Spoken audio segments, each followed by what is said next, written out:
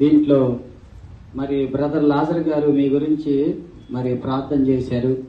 మరి ప్రభువా మరి వీరితో మీరు ఏం మాట్లాడతారు అని తెలియజేసినప్పుడు దేవుడు ఈ మాట తెలియజేశారు. ఎప్పటి నుంచో ప్రార్థన చేస్తా ఉన్నాను, నేను కూడా ఈ మాట చదువుతున్నాను.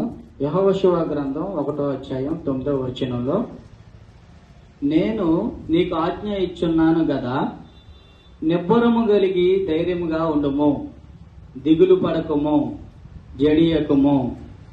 నీవు నడుచు మార్గం అంతటిలో నీ దేవుడైన యెహోవా నీకు తోడై ఉండును. దేవుని నామానికి మహిమ కలుగును గాక. ఆమేన్. తల్లిలా లాలించును, తండ్రిలా ప్రేమించును, తల్లిలా లాలించును, తండ్రిలా ప్రేమించును, ముదిమి వచ్చు వరకు ముద్దాడి కాపాడును, చంక పెట్టుకొని నడిపించును. తల్లి సయ్య తల్లిలా లాలించును, తండ్రిలా ప్రేమించును, తల్లిలా లాలించును, తండ్రిలా ప్రేమించును.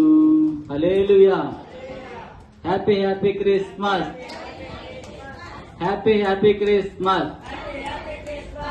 అందరికీ వందనాలమ్మా.